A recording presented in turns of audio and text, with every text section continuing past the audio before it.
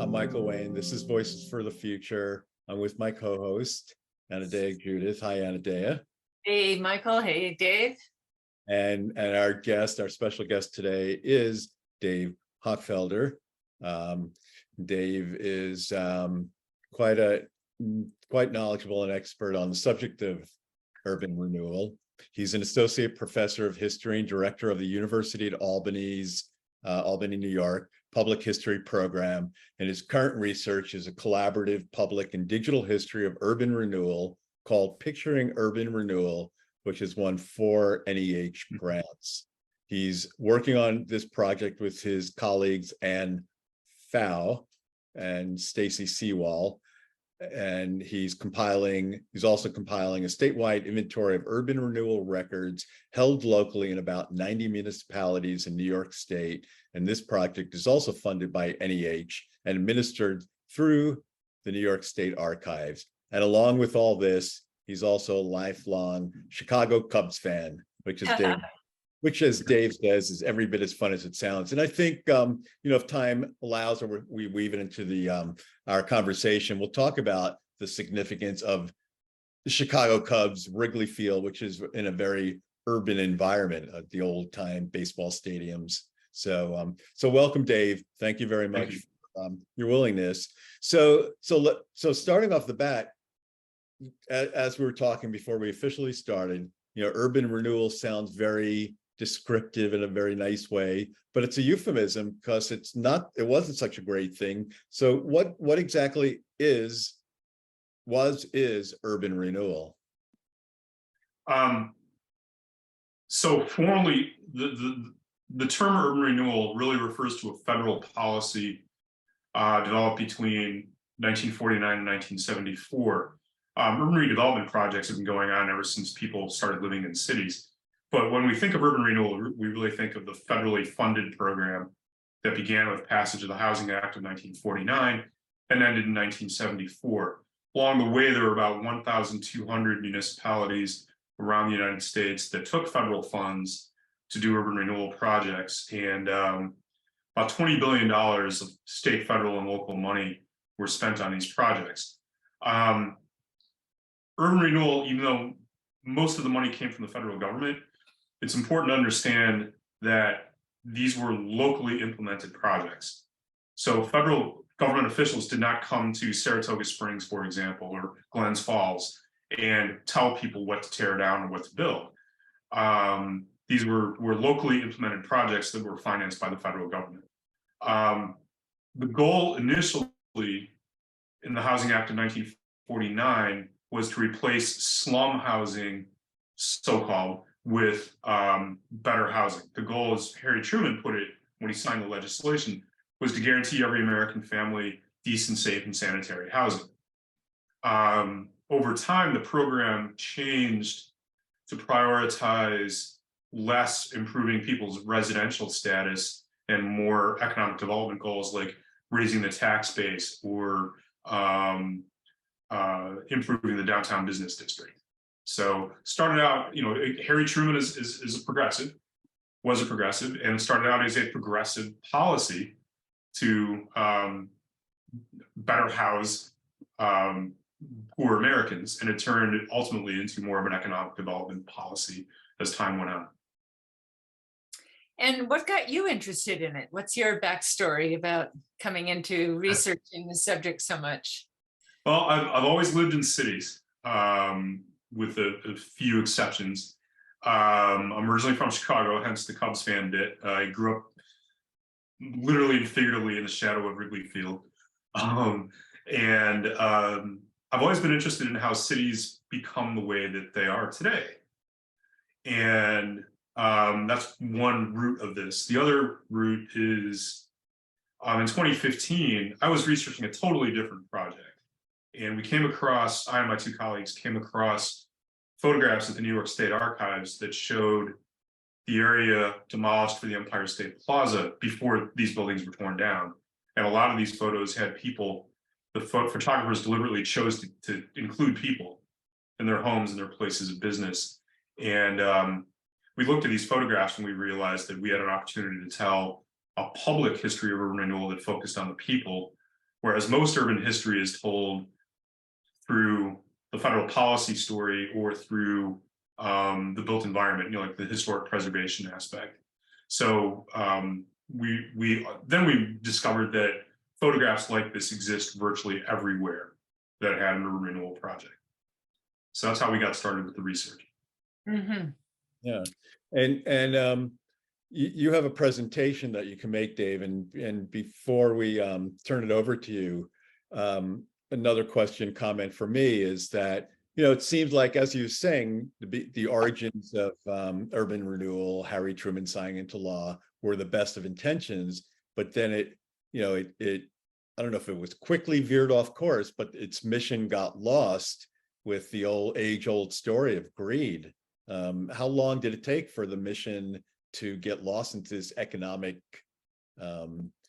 development mission or approach? Not very long. It turned out that when the legislation was passed in 1949, very few cities took up the federal government on this. The federal government paid 2/3 of the cost. And again, the goal was to replace substandard housing with public housing largely. But very few cities applied for federal funding to do this because circa 1950, public housing meant poor people and Black people. And it really still does today. And there weren't a lot of cities eager to take federal money to build public housing because they didn't want to deal with poor people, quite frankly. I'm taking some shortcuts, obviously. And under President Eisenhower in 1954, there was a modified housing act that modified the urban renewal program to allow for commercial redevelopment. And cities began using urban renewal projects for economic development goals like raising the tax base or improving downtown business districts. So there was still a residential component, but cities could use the money for other purposes after 1954. And then you see a pretty dramatic increase in the number of cities willing to do urban renewal projects. Yeah, and when you mentioned the economic part of it, or how it segued into it, it reminds me very much of the Trump years when I forgot which of the bills or laws were passed where the economic opportunity zones were created, and that also just was abused by developers. So story just repeats itself. Yeah, if I could tag onto that a bit. One of the things that we're finding, we need to do more research on this to be more specific. So what I'm asserting is we'd like to be able to support what I'm about to assert more specifically and clearly. So it's a working hypothesis, maybe is a better way to put it. When inflation begins to rise in the late 1960s and early 1970s, cities find it really hard to take the land that they've cleared. So let me go off on a bit of a tangent and then return to that point. Another way of looking at urban renewal as an economic development strategy is that it's a massive write-down of land acquisition costs for private developers. In a city like Newburgh, just to give you some figures, the city spent, or the federal government spent really, but the project cost of Newburgh's Water Street project area was around $1.7 million. And that's buying the buildings, moving the people out, paying their moving expenses, demolishing the buildings, clearing the land, assembling these large parcels to turn over to private developers. On the back end, they marketed the land for about $40,000. So it's a massive subsidy for private developers. So that said, even with this massive subsidy in place, cities had trouble disposing of cleared urban renewal land by the late 1960s.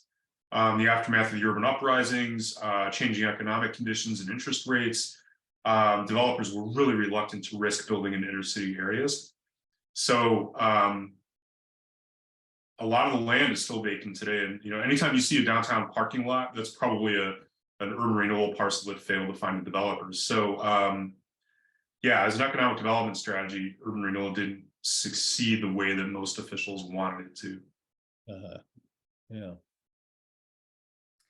Well, let's see your presentation and bring our Sure. listeners up to date.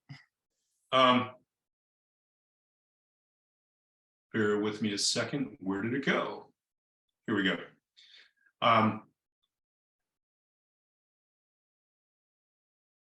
So I am going to, this is a bit of the history that I talked about. Housing Act of 1949, segueing into the Housing Act of 1954.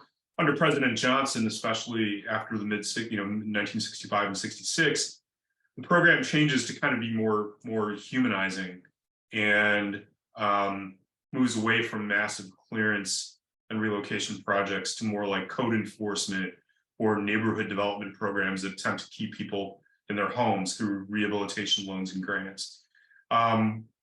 There's not a lot of, we didn't have a lot of experience with that, so we don't know how that would have worked on a sustained basis, because President Nixon runs on what he called the New Federalism, which was returning a lot of functions back to the states. So he ends the urban renewal program in 1974 and converts it to what becomes community development block grants. And this basically, the federal government just basically hands a chunk of money to municipalities who can do with what they want, subject to fiscal controls and so forth. So the scale of urban renewal is about 1,250 villages, towns, and cities, ranging from a few thousand residents all the way on up to the major cities that had urban renewal projects. About $20 billion, $21 billion from local, state, and federal governments bankrolled these projects. And again, excuse me, one way to look at them is a land acquisition subsidy for private developers. Local cities, localities had to cover a third or a quarter, depending on the city's size, of the cost of an urban renewal project, the so-called local obligation.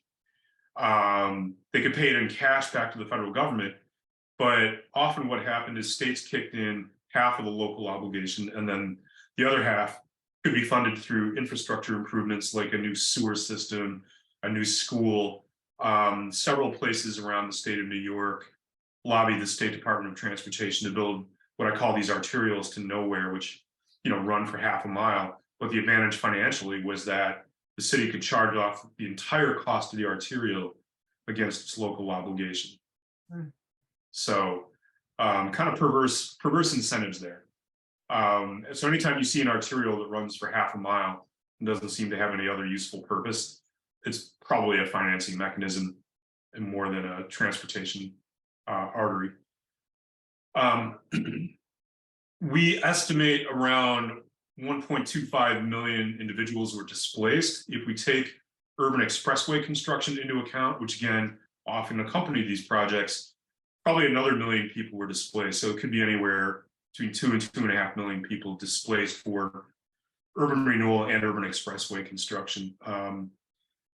We know that at least 364,000 acres, or around 570 square miles, of urban cores were demolished. Here in New York State, there were 251 urban renewal projects in around 90 municipalities, and the total cost of these projects was $1.6 billion.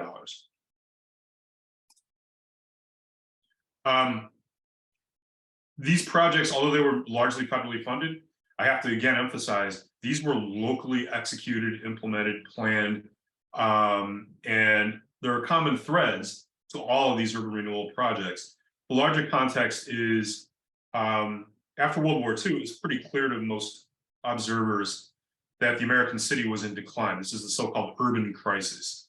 Affluent white people moving to the suburbs, again, facilitated by federal policies, right? Like FHA and VA mortgages, the urban expressway system, which was designed to get commuters from suburban homes to their downtown workplaces. So affluent whites are moving out thanks to these federal policies. And the Great Migration, the migration of African Americans from the rural South to the urban North, takes place at the same time. Downtown retail activity drops, especially when transportation hubs move from railroad stations at city cores to airports on the city's edges. So it's pretty clear that the American city is in some difficulty, partially because of federal policies that prioritize suburbanization. So most cities realized that they had to do something. Declining tax base, declining retail activity, a poorer and blacker population. So that was the impetus across the country. That said, every municipality carried out these projects in a unique way because every municipality's perceived needs were different and every municipality had its own goals. The records are also held locally, which is how we got really into the research. I'll show you some of these in a minute. If you're interested in finding these, city and county archives, go to your town hall or village hall or city hall, talk to your town clerk, your records management officer, talk to your public historian. By law, every municipality, village, town, city, county, and the 5 boroughs has an appointed public historian. So talk to your appointed public historian and talk to people who lived through the experience. I'll provide some of these resources. I can make my slides available. Our project is called Picturing Urban Renewal. I'm going to jump out of the presentation and share my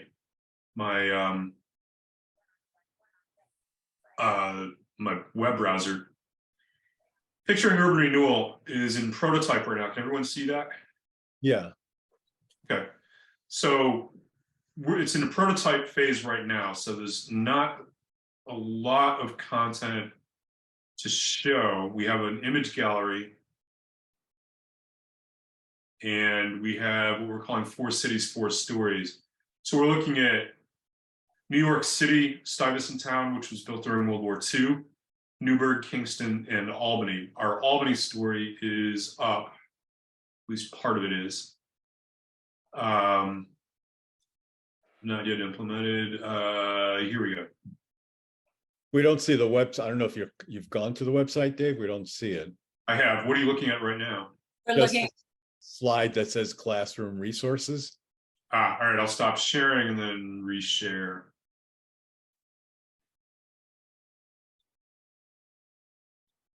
Better? Yeah. Okay. So the Albany story is implemented partially, and we tell personal stories. We recreate some of the streetscapes, and we have photo galleries that you can see the buildings as they existed beforehand. I also want to emphasize that this is a national story, and this is the largest. This is in Cincinnati, Ohio. Everyone see this tab? Yes. Okay. Largest urban renewal project in the country by the number of people displaced. It's an African-American neighborhood in the west end of Cincinnati where the train station is now. And about 27,000 people were displaced for a light industrial and warehouse district. And there's thousands of these photographs taken for appraisal purposes, excuse me, at the Cincinnati History Center. And click on that and you can get a sense of the architecture. You know, these are row houses like you would find in an older city center. It's a largely African-American neighborhood.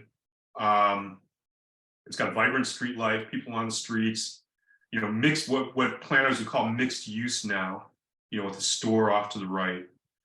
So this is the kind of neighborhood that would have been targeted in a lot of other places. Largely African-American neighborhood, an older section of the city. The housing stock probably isn't as modern as, you know, an outlying neighborhood. So these are the kinds of areas that were targeted.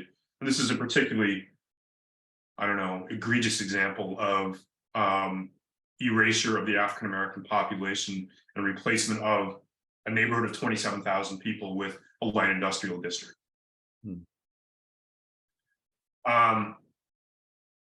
And Dave, where do these people go when they're displaced? That's an excellent question. And by federal regulation, the city had to have a plan for rehousing people who were displaced and relocating businesses too. Let's just focus on the people. The plans generally looked pretty good on paper, but in implementation, this is where a lot of urban renewal programs created, quite frankly, a lot of human misery. The people who are unable, so oftentimes urban renewal agencies simply provided listings of apartments. They may have assisted homeowners, owner-occupiers with getting a mortgage. Other municipalities built low and moderate income housing, you know, a garden apartment, public housing that worked fairly well in places like Kingston. But a lot of municipalities just basically said, we'll pay your moving expenses and we'll provide you listings of apartments, but other than that, you're on your own. The people who were unable to relocate easily were, not surprisingly, African-American households and households with several children. So, and the elderly were really hit psychologically very hard by this. So even the people who managed to relocate without too much difficulty, even into a nicer apartment, still regretted the loss of community ties and neighborhood ties. So, you know, if you relocated a couple miles from where you live, your social circle might be different. Your community ties, say to your church congregation, might be very different. You might have a longer commute to your job. You might not be able to walk to the corner store to pick up a loaf of bread. So even when people's housing conditions improved, the psychological loss of community and social ties was very significant. Does that answer? Yeah, and they obviously didn't go to one place. They scattered then. So people that were friends with their neighbors were not neighbors with those people anymore. Right. Yeah. And you see, to this day, you see reunions of people who are displaced for urban renewal projects. This is, by the way, one of the ways that urban renewal agencies sold communities on these projects was models of this new cityscape that would replace the old dilapidated city. So the marketing or PR move here was to show a photograph like this. Another favorite was clothes on clotheslines in people's backyards. I don't know why that represented poverty, but it did. So, you know, planners and city officials would show, here's the neighborhood now, look how old and run down it is. And then they would show a model of the future city, which had no relationship whatsoever to reality. You know, this is a plan on paper. So the move would be, we're going to replace this with this.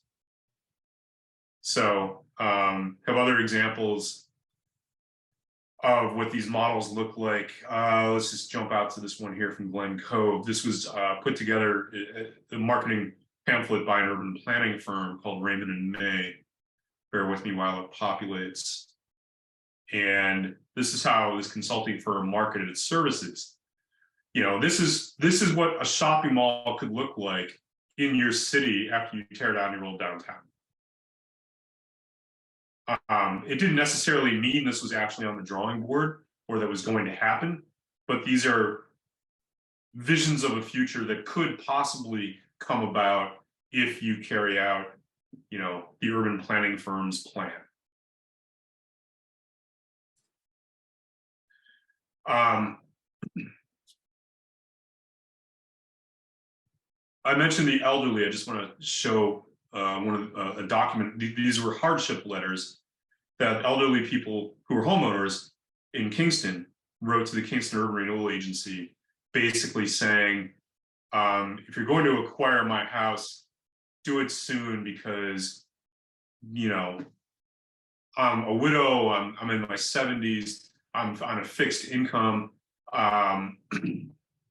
And if you acquire my house that I own, I don't have the financial means to buy a new house. I'm gonna have to move in with my kids. So these letters kind of open that window into the experiences of the elderly. And this also, you know, destroys intergenerational wealth transfer, right? And most of a family's wealth is due to home ownership. And if you're taking that away from a family, you know, it affects that family's ability to pass wealth on to the children. So this will give you a sense of kind of the psychological toll this took. Another find from Kingston is a flyer on tenants' rights that the Congress of Racial Equality issued. And this was aimed at people who are going to be relocated for Kingston's downtown urban renewal plan, about half white and half African-American. So the Congress of Racial Equality basically said, here are your rights as a tenant. Your rights before you're relocated and your rights after you find a new apartment. Know your rights.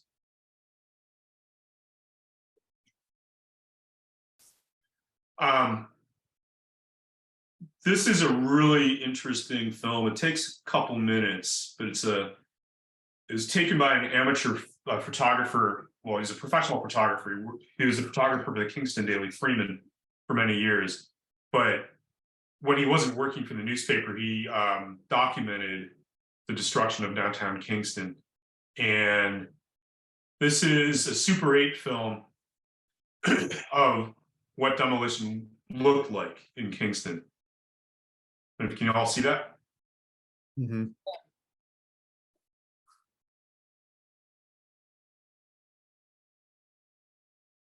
See how many OSHA violations you can spot. This strikes me as a really dangerous work site, but you know, it was the 1960s, standards were different. I'm gonna fast forward a bit through this. Oh no, let's stick with this. So you can see that this is downtown Kingston, which was an industrial and warehouse. You know, downtown Kingston was a canal town, and a lot of the businesses were set up to accommodate river and canal traffic. And you have a lot of these buildings built in the 1850s and 1860s, very stately buildings. But again, they were perceived to be old and out of date and needed to be demolished. We were always curious about how demolition worked. And he said, oh, I've got this film that documents it. And one of the interesting things he told us is that to demolish a large building, you would take 2 bulldozers, connect a cable between the bulldozers, and start at opposite ends of the building, and then just kind of slice through a wall. And I think we'll see some footage of that coming up.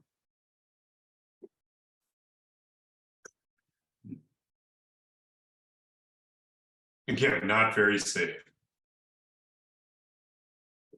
And just like that, there goes a neighborhood. Literally. And so there was no like input from the local neighborhood, or they have a say in what they wanted? It was just, was it just? There was supposed to be what the term went, maximum feasible public participation. Here we go. But oftentimes, the first thing I thought of when I saw this bit of the footage was 9/11. Yeah. Oh. You know, the dust clouds. So there's supposed to be public participation, but a lot of times these community action councils, as they were called, were staffed by, you know, the mayor's cronies or the Chamber of Commerce. I'm going to show one other photograph. This again is from Kingston, from East Strand. This is one of our favorite businesses. This is a secondhand store called Poor Man's Paradise. And the guy who owned it had a really great sense of humor. come in and buy the furniture your grandmother threw away. We have been approved by the Secondhand Chamber of Commerce, and above the entry, Poor Man's Paradise, Good and Bad Furniture, and above that, the House of Horrors. So, but this sort of speaks to both the poverty of a lot of urban renewal areas and the walkability and community connection that you could find in an area like that. So the housing stock might have been substandard, but community ties were a lot stronger than, say, in a single family tract house in the suburbs. What was the House of Horrors? It was the Poor Man's Paradise, which is a secondhand store. I see.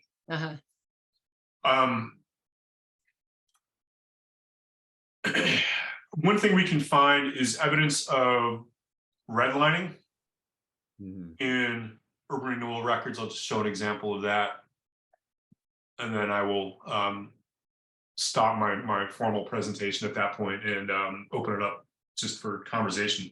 I obviously I'm very passionate about the project, so I'll try and restrain my enthusiasm. Cities had to do several appraisals to establish fair market value for property. We'll gallop on past what fair market value is when there's not a willing seller. You know, this is all through eminent domain. Appraisals always contain a photograph of the subject property, and here it is. Just to make sure you guys can all see the appraisal document, right? Yeah. Okay.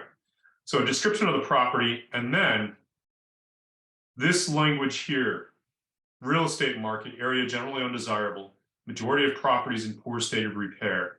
Let me pause here. Appraisers were consultants. They knew what their clients needed to hear. In order for the federal government to fund an urban renewal project, a municipality had to demonstrate that the area to be torn down was a slum. The way they did that is they got appraisers to say this area is a slum. Well, one of the ways. So, majority of properties in poor state of repair, structurally dangerous, menace to health and/or safety. Here's the evidence for redlining. Conventional and institutional mortgage money financing difficult. So this is from Newburgh, and everyone in Newburgh knew that the area east of Robinson Avenue, it was impossible to get a bank loan for a mortgage. Everyone knew it. It was just common knowledge. But here you see this in black and white, in writing, that the area that was targeted for urban renewal was redlined by the banks. Is that why people couldn't get mortgages? Yes. Yeah. You could be, and there was also insurance redlining where you couldn't get fire insurance. Even if you could get a bank mortgage, insurance companies would not insure your house. Wow. And if you couldn't get a fire insurance policy, you likely could not get a mortgage. Yeah. Another exploitive housing practice was what were called contract sales. And bear with me a minute while this spools up.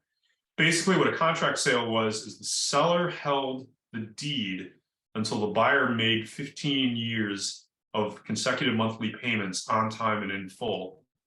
And if the buyer failed to meet to make a payment or is late by a certain number of days with the payment, the buyer could be evicted, built no equity in the property, and the seller could just sell it again to someone else. Wow. And here's the kicker paragraph. Understood and agreed by the purchaser that his occupancy of the premises is by sufferance and permission. And in the event of a default of the contract, or the contract is canceled, blah, blah, blah, at the option of the seller, he may be dispossessed by summary proceedings. Wow. Because mortgages were hard to get in urban renewal areas, home buyers, often people of color, had to resort to these contract sales. And again, if the buyer was late with a payment, that household, that family could be summarily evicted and the building sold to another contract buyer. Wow. So you find evidence of these in urban renewal records. So I'll stop sharing, and that's just a smattering of the information we found, an overview of the program at the national and the state levels, and some of the documentation that we found in local records. Yeah. And yeah, thank you, Dave, for that. So the legacy of urban renewal, it ended in this approach ended in 1974, theoretically. But what is the legacy, and is there a relationship to the endemic poverty that affects certain segments of the population, American population to this day? Yeah, that's a good question. And let me start with a general statement and then answer your question specifically. The general statement is that since the invention of the automobile, at least, we haven't figured out how to make cities work for all economic classes. So in the 19th century, when cities were walkable, think of a dense, old, upstate New York City, say Albany or Schenectady or Troy. The way that those cities worked in the 19th century was they were walkable. They were cities that people got around on foot or maybe horseback. So you had all classes of people living in close proximity. You had the wealthy living alongside the working classes. With the invention of the automobile, really the streetcar and the rapid transit system, but more so after around 1920, cities get sorted into neighborhoods by class. And then the way that this played out is after the invention of the automobile, affluent white people begin relocating from city centers to the suburbs. So inner core neighborhoods become poorer and blacker. So again, you don't have a mixture of economic classes and income levels, because now you have a city that's a core of poor people with a periphery of affluent people. Mm-hmm. Now the opposite is true, or becoming true in most places, where you have an affluent urban core and poor city peripheries, poor outlying neighborhoods and inner ring suburbs.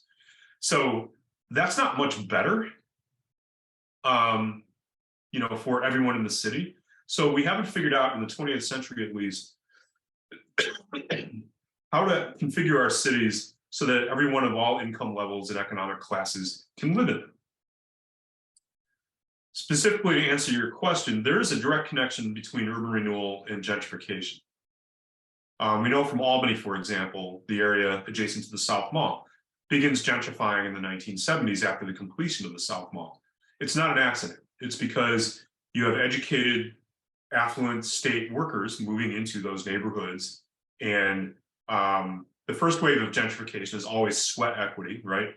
People buy a house that's a fixer-upper on the cheap, put a lot of sweat equity into it, and money, obviously, and then rehab the house on their own. Then you get the second wave of gentrification, which is more driven by capitalism, where for-profit private developers buy, several properties in an area and rehabilitate them and then sell them or rent them to the wealthy, to the affluent. So urban renewal kind of lays the foundation for gentrification. Now, it sounds like people did not know their rights. And did they have any choice in the matter whatsoever? Were there uprisings against this saying we don't want to move? Or did they just sort of submit and... I showed you some examples of those models, and there's tons of other promotional materials that urban renewal agencies put out there in the public to try and drum up support. And those PR efforts largely worked. So as long as an urban renewal project was in the planning phase, and they were shown these new models and brochures of this bright new gleaming future, people were like, yeah, it looks okay. I guess I'm in favor of it. As soon as the bulldozers started tearing down buildings, public perception changes. Mm-hmm. And people are already vacated by then, right? I mean, obviously they're not going to destroy a building people are living in, so the people had vacated. Yeah, but demolition happens in stages. Yeah. A city didn't simply demolish everything all in one day. Yeah. So you still had people living in the midst of demolition rubble and dangerous sidewalk and street conditions and kids walking to school. In Kingston, in 1967, the relocation process had been so horribly botched that the Congressman, Joseph Resnick, who represented the area, held a hearing in the summer of '67. And as a result of the hearing, he agreed with residents who were complaining about hey, we're being turned out of our houses before we can find new places to live. The Department of Housing and Urban Development, who funded urban renewal, froze the budget for the city of Kingston until the Kingston Urban Renewal Agency fired its director and its entire board. You have other examples of community protests in places like San Francisco and Cleveland. In other places, people just kind of went, well, you can't fight City Hall. So there were protests, like in Albany. One thing that surprised us, no one at the time really protested the Empire State Plaza. It was only later that people began to realize what they had lost. But part of it is explained by the fact that Albany had a corrupt conservative democratic machine that didn't tolerate any opposition. But sometimes there were protests, and sometimes people just had the attitude that you can't fight City Hall. Literally in this case. Right. And when eminent domain was used, correct, for taking over houses, property, Yes, the market value, fair market value, perhaps, or that's the phrase. How was that determined? Was the appraised? You mentioned earlier, like an appraiser who is really on the side of developers and the urban renewal promoters. So was it really people were being cheated out of fair market value? they weren't necessarily being cheated, but here's the thing about fair market value. And trust me, I've read a lot of appraisal manuals, and I've read a lot of appraisals. And appraisers will tell you that appraising is not an exact science. It's an informed judgment. But fair market value is defined as the amount that a willing seller would pay to a willing buyer for a piece of property. And the way that you establish, there are three ways to establish fair market value. If it's a single family owner occupied house, an appraiser will probably find comparable sales that are similar, right? If you bought a house, you know what this looks like. Your realtor will say, the seller's realtor will tell you this is a fair asking price because here are other houses in the area that are similar that sold for this amount, right? So market value established through comparables, that's one way to do it.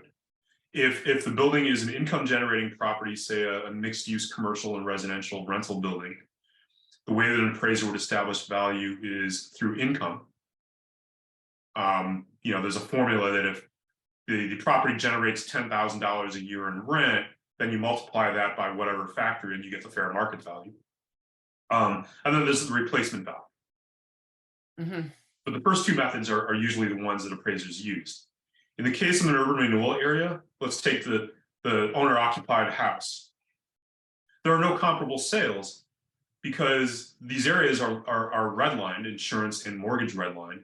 So sales that did exist tend to be these pocket transactions, either between family members or between people who know each other really well. These aren't open market transactions. So it's really hard to establish comparables in an urban renewal project area. For income generating properties, that method didn't work very well because people knew, like that Newburgh appraisal that I showed, this was from 1958, but Newburgh that project didn't go into execution for another 3 years. So people know that the city is considering an urban renewal project in this area. Tenants move out, businesses that can relocate who are tenants move out. So by the time the appraiser actually gets down to appraising your building, you're not generating income from the building because everyone's moved out.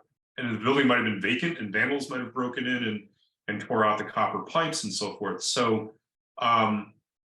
the federal government had financial controls in place to make sure that property owners were compensated fairly.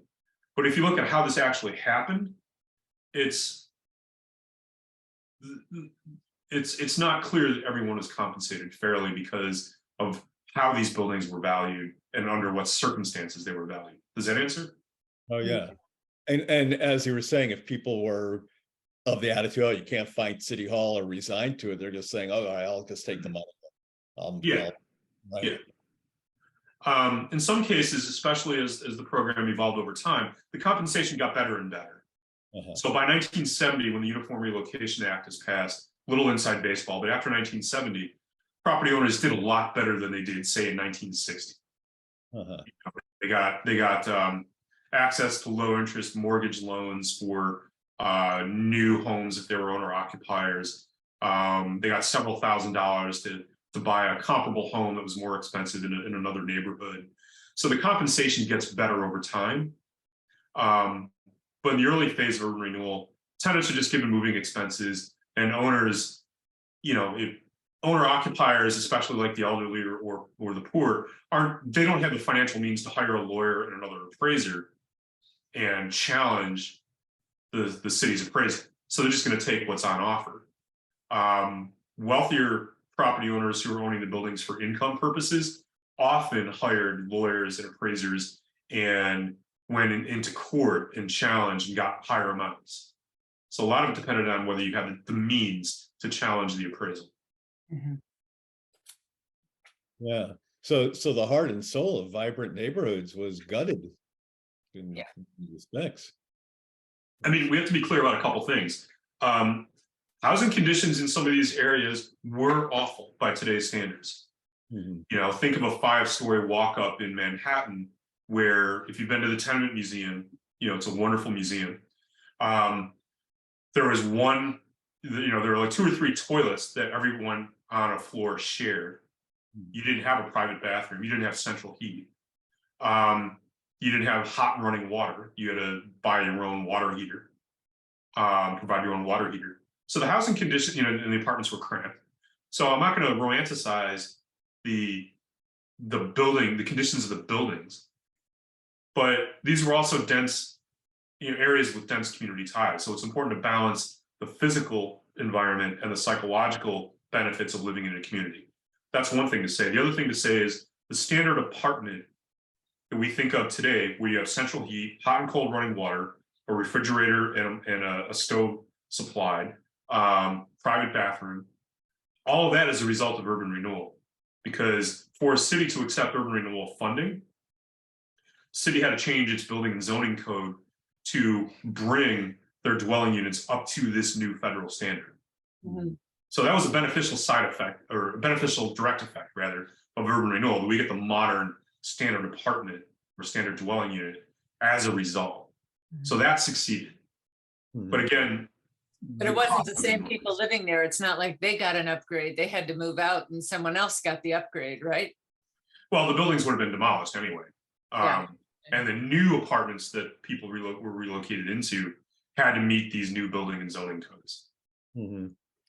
But in the later years of urban renewal, wasn't there self-reflection to say, well, we could have, instead of demolishing, renovated? Money could have gone towards renovation. Yeah. The average in a city like Kingston or Newburgh, the per capita amount spent, every man, woman, and child in the city, federal spending was around $600 or $700. That's the entire city per capita. If you just look at the number of people who are displaced, far lower number, and you took the 20 million, let's say, that Newburgh or Kingston spent, and you use that money to rehab homes and improve streets and community amenities. Yeah, I think we would look at that today and say that was probably the better way to go. Mm-hmm. Mm-hmm. Yeah. Was there ever demolition without development of land? Totally. If you go to Newburgh today, there's 20 acres of downtown Newburgh. If you come in, if you're familiar with Newburgh, you come into downtown Newburgh on Broadway. Broadway ends. Yeah, and for people who don't live locally, he's talking about New York State. Yeah, Newburgh, New York, I'm sorry. And there's a steep hill going down to the river, to the old train station. That's 20 acres of land on a really steep slope. The urban planner who implemented one of Newburgh's projects told the city council flat out, if you tear this down, this was Newburgh's downtown and black neighborhood. It was its central business district. He told them flat out, if you tear these buildings down, the grade is so steep you're not going to be able to build on 30 or 35% of it. Mm-hmm. And they went ahead and did it anyway. And now it's demolished and nothing's there. Or what? This is grass. Yeah. And I remember you talking about Newburgh, New York, Dave, and some egregious things that happened there, right? Yeah. Related to racism, basically overt. Could you talk more on that? Yeah. Sure. Newburgh is kind of an extreme case. And I love Newburgh, and the people we met in Newburgh are fantastic. And I'm not intending to disparage the city or the people we know from there, because they're certainly not responsible for this. There's a great documentary called The Battle of Newburgh. It's available on the National Archives YouTube channel. It was an NBC documentary done in 1961 or 62. And at the same time that Newburgh launched its urban renewal project that I was describing, the Water Street project that demolished its downtown and Black neighborhood, the city manager in Newburgh, a guy named Joseph Mitchell, decided that the city was spending too much money on welfare. So he started a war on welfare, hence the Battle of Newburgh. And this is overtly racist. He claimed on national TV that poor African Americans were migrating from the South to New York City.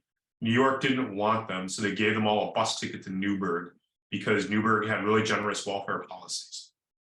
None of that's true. And one of the reforms that Mitchell implemented was, if you were a welfare recipient, you had to go to the police station to get your check. Wow.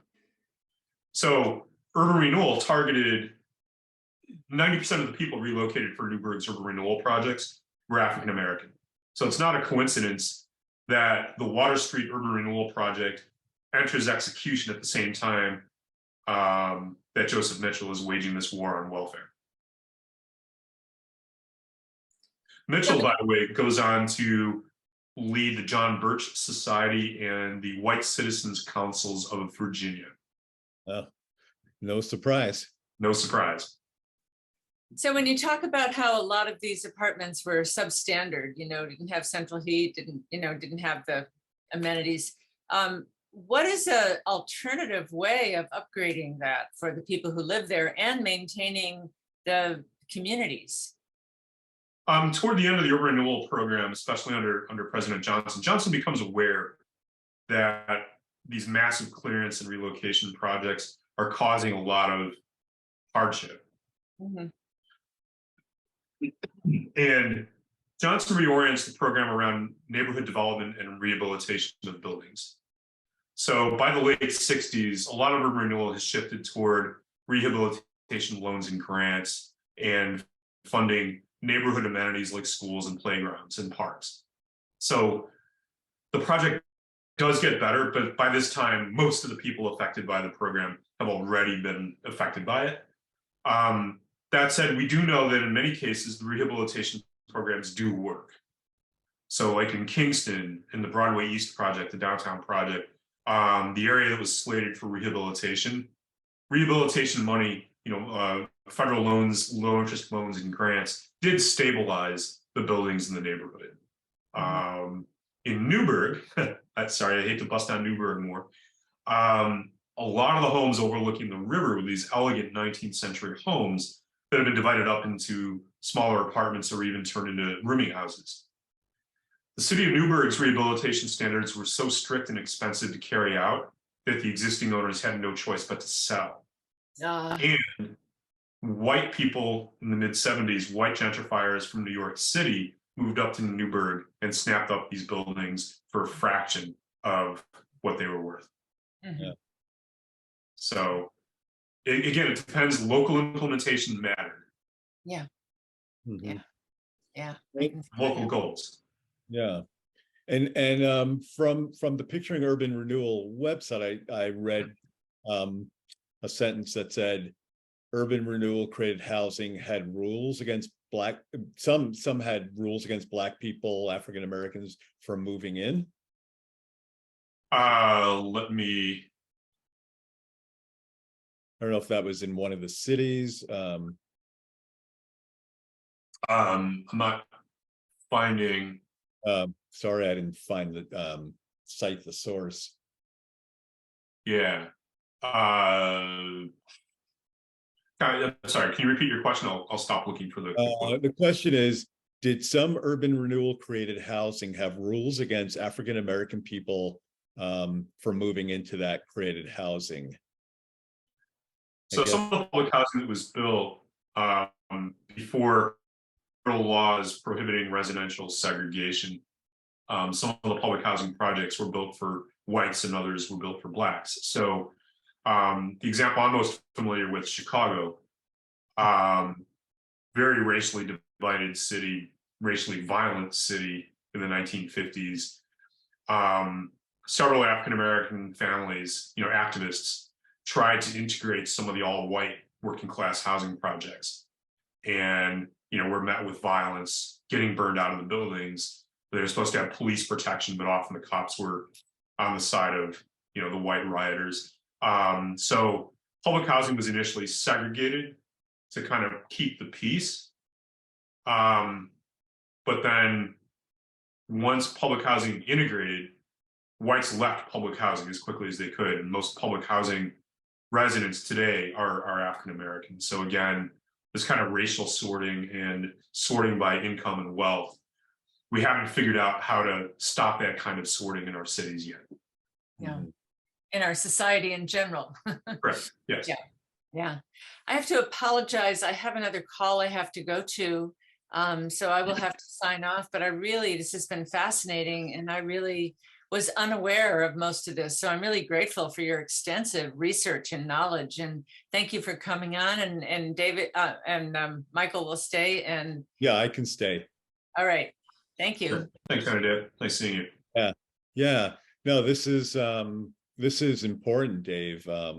And I heard you give that talk in January at the Martin Luther King weekend in Saratoga Springs, and I had known some about urban renewals and the tragic history of it, but we're fortunate to have someone like you with such a scholarly, scholarly, that might be the right word, but just a vast knowledge of this horrible part of American history that just continued the legacy of systemic racism.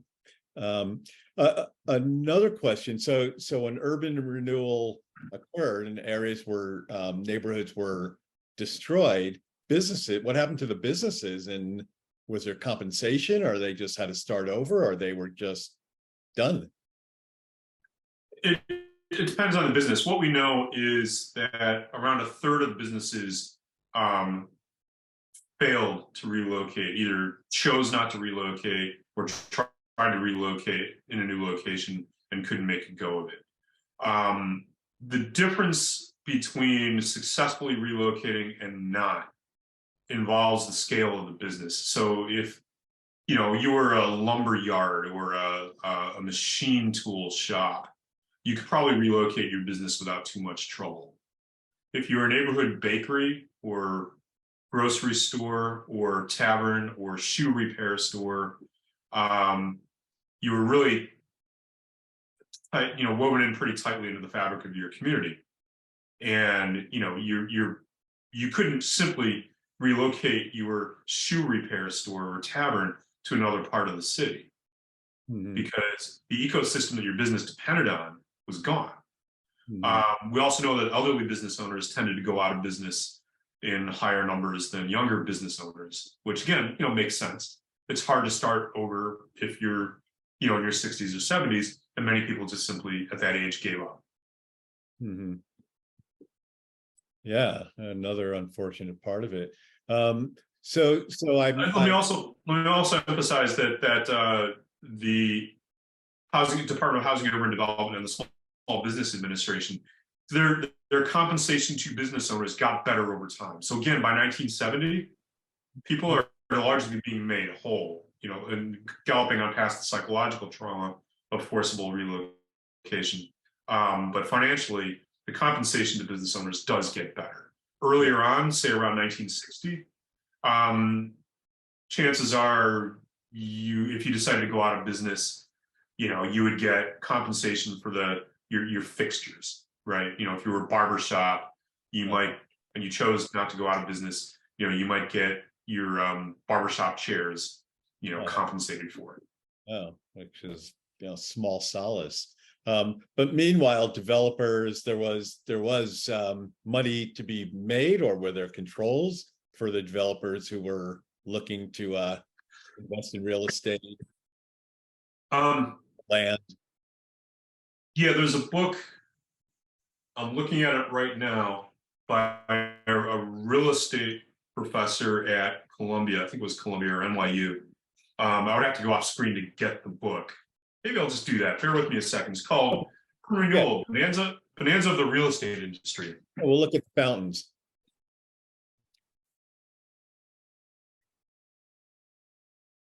There, let's hear. Oh, it's kind of blank. Okay. Urban renewal, bonanza of the real estate business. Oh, so that whole book answers my question. Just the title of it. And basically what the author says, that if you're a shrewd property developer, think of leverage, right? Like we think of Donald Trump as being the king of leverage.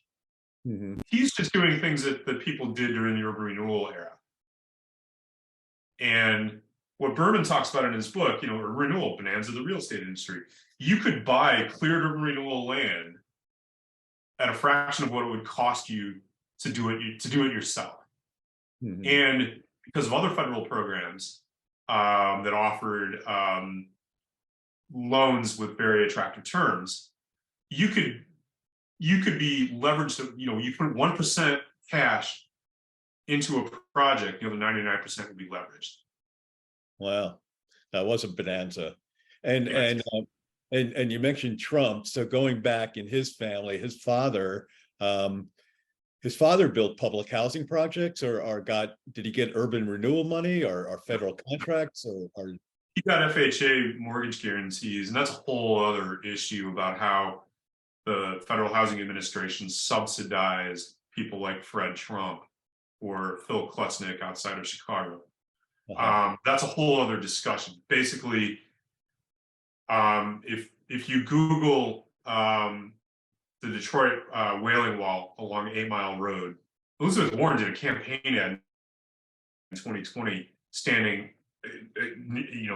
alongside this wall. Property developer in Detroit wanted to build single-family tract housing, and FHA said, "We're not going to provide you the financing because literally across the street is a Black neighborhood." So the developer put up a 6-foot-high wall that runs for about a mile. Yeah. In order to get FHA financing. So again, that's a totally other, topic about how the federal government and capitalism, quite frankly, aided and abetted this sorting out of our cities. Yeah. And is well known, Fred Trump, Donald Trump's father, was a racist and did not want Black African American people living in his the public housing he was building, and the federal government took them. Yeah, again, it wasn't public housing, it was market rate housing. Okay. But it was financed through leverage. And the leverage is made possible by Federal Housing Administration policies and financing. Yeah, so it's somewhat of an associated subject, but yeah, it's and the common thread, as you were saying, capitalism itself, as the developers saw the urban bonanza and had the gold rush mentality and did well for themselves. Yep. Yeah. So if anyone has a question or a comment, feel free to put in the chat box. So what, and yeah, at this point in time, so what is your hope with your knowledge, your speaking to various groups, the developing or the Picturing Urban Renewal website? What do you see what you can do with this? Yeah, this is a public history project. We're less concerned about making an impact with academics than with making an impact with the general public. So that's why we decided to build a website and not write a book.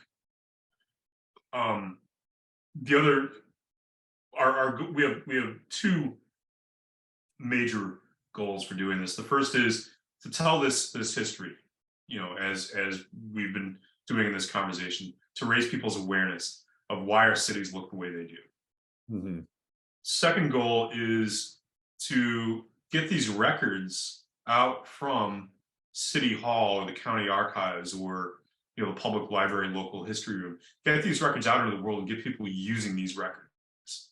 So, you know, in Saratoga Springs, you mentioned January, Julie Lewis and Create Studios are using urban renewal records for public programming and artistic arts projects. That's what I would love to see everywhere. That people bring these records out and make use of them. So that's really what our goals are. Yeah. No, it's important to shine a light on it, to understand and understand the history, the lasting legacy, how it feeds systemic racism then and now, and endemic poverty. You know, racism and systemic racism, endemic poverty didn't end with the ending of Jim Crow laws and Civil Rights Act and Lyndon Johnson's Great Society. It just continues in subtle ways at times, or are just legacies that still haven't been undone. But until we understand the history and you know, have the knowledge of what happened, we can just pretend it never happened, or just look at gentrification as oh, what a nice thing has been done for urban areas. Yeah, you know, your project is called Voices for the Future, and I'm a firm believer that we can't confront the future or create the future really without understanding how we got here. Yeah, as the famous saying goes, those who don't remember the past are doomed to repeat it. Something like that. I may have gotten it wrong. History doesn't repeat itself, but it rhymes. Yeah, yeah. So yeah, so I appreciate it being Friday day, and everyone listening here. We much appreciate your the thoroughness of your research and your ability to articulate and really enlighten people as to this really sad, tragic, unfortunate history that started from a very, you know, perhaps good meaning premise with the presidency of Harry Truman, and quickly got mixed up in opportunism and urban bonanza for the few and developers. Yeah, I would love to entertain questions from the attendees. If anyone has any questions, please let me know. Yeah. Yeah, please. Yeah, write it in if you want. I put in the link to the Picturing Urban Renewal website, so you can go on it, and it's still being developed, so feel free to look at it. And of course, you can just Google urban renewal and learn a lot. James Baldwin famously said in somewhere in the 1960s, he called urban renewal Negro removal, and called the federal government an accomplice to this fact. So yes, people understood timeline that I recognize where it's from. Yeah, yeah. So well, we don't have any questions coming in. I think people are taking it in, and the recording will go up and more people will see it. So we'll have more people getting the word and getting the message. So I think we'll call it an evening now, Dave. Okay. Yeah, so much appreciated that you were able to share this knowledge, and much appreciation for the work you've done and the thoroughness, because it really needs to be understood. Happy to be here. Yeah. All right. Well, thanks very much, Dave. And Thanks, Michael. yeah, have a good rest of the day. And thanks, everyone. You too. Yeah. Thank you, everyone. Yeah. Bye. Bye.